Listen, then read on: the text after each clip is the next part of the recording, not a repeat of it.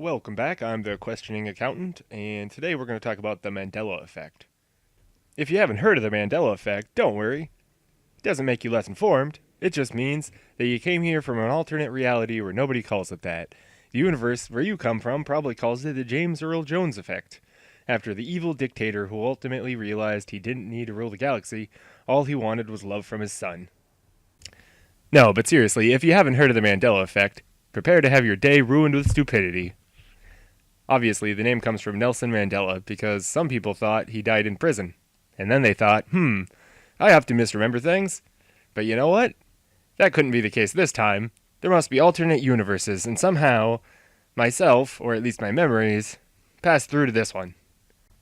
Now maybe alternate universes actually exist. It's entirely possible for all I know. But there's a far simpler explanation for what's happening. People just forget, and that should be okay. Our memories aren't cameras. We don't take perfect videos in our heads that we can rewind and remember until we get old or die. In actuality, our brains make all kinds of shortcuts that lead us to false conclusions. Our brains were shaped by evolution through natural selection, not to be perfect, but to be good enough to survive nature. Often this means seeing false patterns, because seeing a predator that isn't there isn't as costly as not seeing a predator that is there. This is why we have to prove our claims and use reason and evidence to form beliefs, because we can make mistakes and we can be wrong. I went to MandelaEffect.com to see what they had to say on the topic, and they claim that most of us do fact-checking of our own memories and what others report. We're looking for something we may have misunderstood. Except therein lies the problem. You're starting with the assumption that you're right, and then seeing if in each case you could be wrong. But you'll never be able to disconfirm the Mandela effect, so you'll never be able to falsify the false belief. Unless, of course, it just happens that you are not mistaken, despite there being no evidence. It then goes on to explain that it's normal for not everyone to share the same memories, like how not everyone thinks Mandela died in prison, and that some of the examples might be wrong or just be mistakes, and that they don't all think it's a conspiracy. But this doesn't address the real problem. It's great to admit that you might be wrong, but you have to actually consider what that means for the claims that you're making. If some of them might not be real, why not all of them? Why not the entire Mandela effect itself? Saying not everyone will have the same memories doesn't help to logically explain the Mandela effect, it just gives an after-the-fact reason to explain away the disconfirming evidence.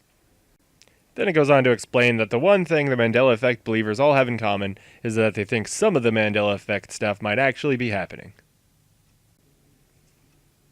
Okay, so if I pick a specific example, then it won't matter which because the believer can just keep denying the specific example. But then what happens when we debunk all of the examples? Of course, in actuality, the believer won't think we debunked any of the examples because all we can do is show that the example was false. But the believer will think that this is perfectly what's to be expected because the claim was only true in the other universe. But this just means that the believer believes despite there being no way that they could have known or confirmed their belief. They themselves can't look back at evidence and see that they were right. All they can do is use their flawed memory. The website also explains that its main purpose is just to speculate what if. What if the Mandela effect were real? And if it were just left at that, then there wouldn't be a problem. If I asked, what if my Rice Krispies feel pain? There might be some ridiculous laughs to be had, but when I actually take it seriously, that's when I'd probably try and stop people from eating cereal. And if my only evidence is that it makes that snap, crackle, pop noise, and we know that other non-living things make noise as well, then I don't have any evidence at all. And it doesn't matter if you can't disprove it, because the burden of proof falls on me, since I'm the one making the claim. And the same goes for the Mandela effect. We know that people misremember things. So if you want to make the claim that something is the Mandela effect and not false memory, the burden of proof falls on you to prove the claim. And once you provide sufficient evidence to warrant belief, then the burden of proof falls on anyone who wishes to disprove the claim. And since people can be, and often are, wrong about stuff, a large number of people who believe it is no more evidence for the Mandela effect than a large number of people who disbelieve it is evidence against it. That is to say, if a lot of people believe it is somehow evidence that it's true, then a large number of people who disbelieve it should equally be evidence that it's not true. But of course, neither of those are actually the case because our beliefs don't shape reality. But the Mandela effect only becomes a problem when people actually start taking it seriously. I mean, can you imagine if we actually took these claims seriously? How could we convict someone of a crime when it could have been their alternate timeline counterpart? Like their evil alternate reality doppelganger who came here to commit all the heinous crimes they wanted and then goes back to their own universe to escape justice. I mean, just imagine trying to explain that to a judge. Or how could we grade a test anything but 100%? Maybe the answer is right in another timeline. How about grammar? What if people start misremembering which version of there to use? So the moral of the story, if others misremember things, you shouldn't try and reason with them. You should check your prime universe privilege, and remember, just because you remember things correctly doesn't mean people who directly contradict your evidence are wrong. You just don't understand the struggle of interdimensional travel. Anyways, let's look at some examples, because, well, it's going to be fun. So here's an article from the dirty toilet that we call Buzzfeed. And right off the bat, it's exactly what you'd expect. Oscar Mayer isn't spelled that way. And here's a quote.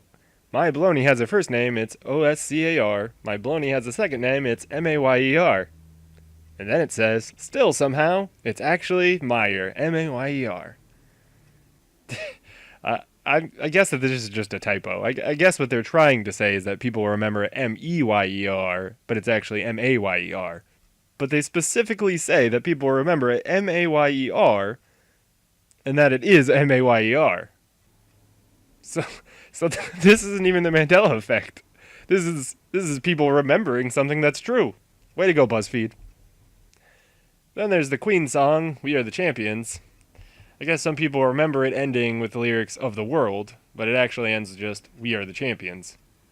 But it doesn't take more than a couple minutes to find a live version of the song that actually ends with the lyrics of the world. So this one, it's just people remembering something that actually sometimes happens that way. So again, way to go, Buzzfeed. Then there's the one about Pikachu's tail not being black. This one just makes my elementary school self want to slap somebody. And then it makes my middle school self want to point out the fact that female Pikachus have round tails. Wait a second. BuzzFeed just acted like female Pikachus don't matter. BuzzFeed supports the Pokemon patriarchy!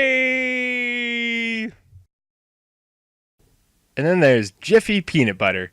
It's almost as if people just confused Jif Peanut Butter and Skippy Peanut Butter. Anyway, this has been the unquestionable actuary, supreme leader of the Pokemon patriarchy. But seriously, thanks for watching. I'm the questioning accountant. And if you like my work, you can subscribe to my channel, and you can follow me on social media. The links are in the description. And also, please rate this video and share it everywhere. And thanks again for watching.